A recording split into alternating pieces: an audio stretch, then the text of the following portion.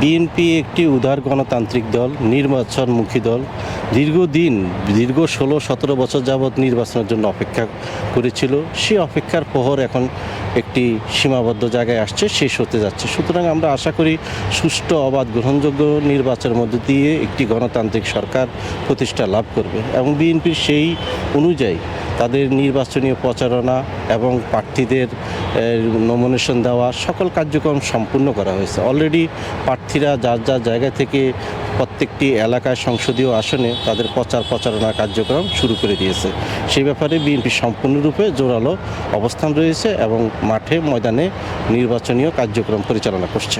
আমরা আপনাদের গণমাধ্যমের সূত্র থেকে এবং বিভিন্ন মিডিয়ার মাধ্যমে আমরা দেখতে পেয়েছি যে বাহরাইনে সহ অনেকগুলো রাষ্ট্রে যে পোস্টার ব্যালট প্রবাসীদের জন্য পাঠানো হয়েছে, সেখানে ধানের শীষ মনোগ্রামটা মাঝামাঝি এমন একটা জায়গায় দেওয়া হয়েছে, সেটা যদি পোস্টার ব্যালটটি ভাঙানো হয় তাহলে দেখা যাবে যে ধানের শীষ মনোগ্রামে যারা ভোট দিবেন তাদের এই ভোটটা নষ্ট হওয়ার আশঙ্কা রয়েছে শতভাগ।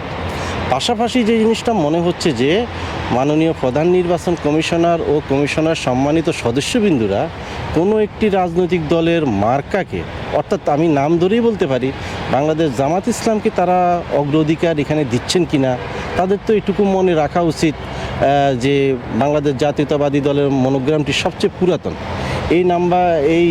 এই মার্কাটির মধ্যে জনগণ ভোট দিয়ে একাধিকবার সরকারে পাঠিয়েছেন এবং একাধিকবার বিরোধী দলও পাঠিয়েছেন। সুতরাং এই মার্কাটার সাথে যে বৈষম্য তৈরি করেছে প্রধান নির্বাচন কমিশন, সেটা অপ্রত্যাশিত এবং দুঃখজনক, লজ্জাজনক।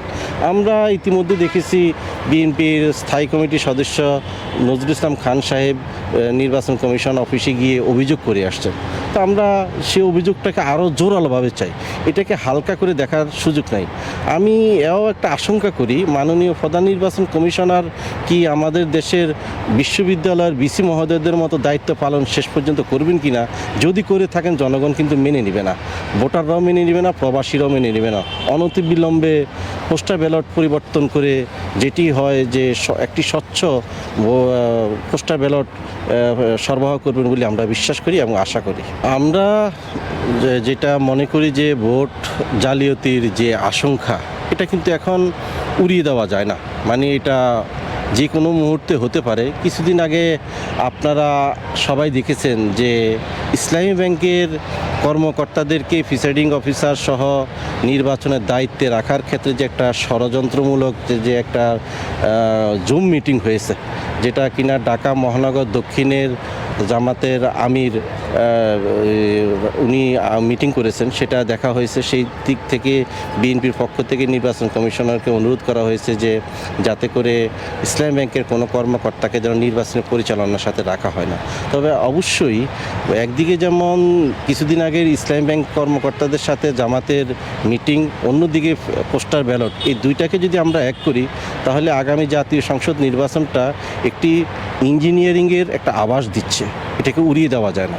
এই ক্ষেত্রে আমার মনে হয় যেটা যে বিএনপির পক্ষ থেকে সর্বদলীয়ভাবে একটি আলাপ আলোচনা করা প্রয়োজন। সে আলোচনাটা নিয়ে নির্বাচন কমিশনের কাছে যাওয়া উচিত এবং তাদেরকে জানিয়ে দেওয়া উচিত যে অতীত অভিজ্ঞতা আমাদেরকে যে জিনিসগুলো বলে, সেটাকে আমরা মনে করি যে একটি দলকে, অর্থাৎ জামাত ইসলামকে অগ্রাধিকার দেওয়ার জন্য আমরা বিভিন্ন জায়গা থেকে দেখতে পাচ্ছি, যেটা অপ্রত্যাশিত।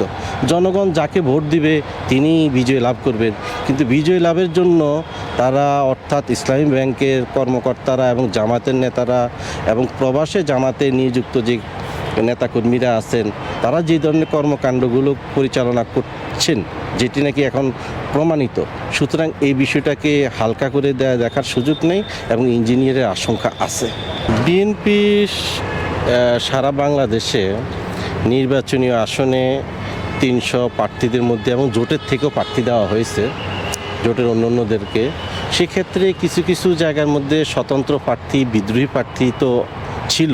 অনেকে কিন্তু দলের মাননীয় চেয়ারম্যান সাহেবের নির্দেশে তারা কিন্তু সেগুলো প্রত্যাহার করে নিয়েছে এবং কিছু কিছু জায়গায় এখনও আছে। আশা করা যায় তারা খুব দ্রুততম সময়ের মধ্যেই তাদের মনোনয়ন প্রত্যাহার করে দিয়ে তারা বিএনপির প্রার্থীর পক্ষে প্রচারণায় কাজে লাগবে। একই সাথে ঢাকা মহানগর বা ঢাকার বাহিরে বাংলাদেশের প্রত্যেকটি অঞ্চলে নির্বাচনীয় যে প্রচারণার মধ্যে রয়েছে, সেখানে দলের মধ্যে কোনো কোন্দল কিংবা দলের মধ্যে কোনো রকম কারো মনক্ষুণ্ণতা এটা ছিল না, এটা এখনও নাই।